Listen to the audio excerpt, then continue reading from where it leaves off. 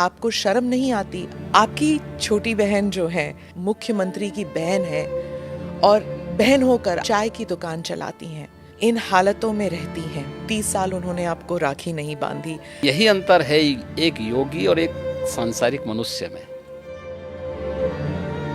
देखिए, मैं कई वर्षों के बाद गया था। जी। मेरे पिताजी का जो है देहांत 2020 में हो गया था। मैं उससे पहले उनसे या अपने परिवार के लोगों से कई वर्षों से नहीं मिल पाया था। संजोग से कोरोना कालखंड प्रारंभ हो चुका था, लॉकडाउन प्रारंभ हो चुका था, तो उनके अंतिम संस्कार कार्यक्रम में मैं भाग नहीं ले पाया था। आपके पिताजी के? हाँ। तो मुझे जब गत वर्ष अवसर मिला था तो मैं अपनी माँ से मिलने के लिए जरूर गया था। तो स्वाभाविक रूप से एक माँ और पुत्र के बीच में जो संवाद होने चाहिए वही संवाद वहाँ पे हुआ। आप उनके अंतिम संस्कार के लिए नहीं जा पाए, पर जब वो आपसे मिलने आते थे, आप उस वक्त चीफ मिनिस्टर थे, तो वो एक आम नागरिक की तरह आते थे, सीएम के पिता के रूप में नहीं आते थे। नहीं, यहाँ वो कभी नहीं आए। वो मुझसे मिलने के लिए, मेरी एक बार उनसे मुलाकात हुई थी नजीमाबाद में, और नजीमाबाद में मैं एक चीनी मिल के उद्घाटन में गया था।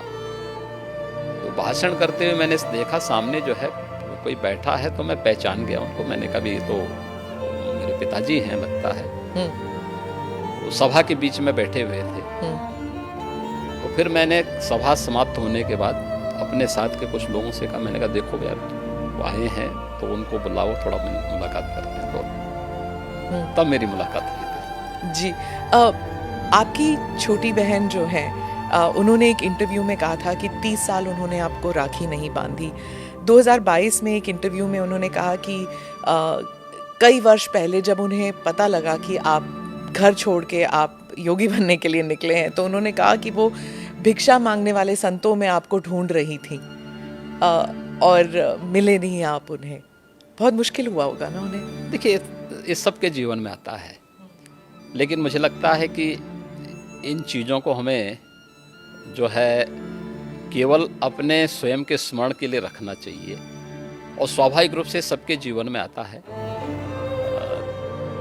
कई वर्षों के बाद जो है इस चीज़ें चलती रहती हैं। मुझे लगता है यही जीवन है। योगी के मुख्यमंत्री बनने के बाद कई लोग कहते थे कि आपको शर्म नहीं आती? आप मुख्यमंत्री की बहन हैं और बहन होकर आप चाय की दुकान चलाती हैं, इन हालतों में रहती हैं।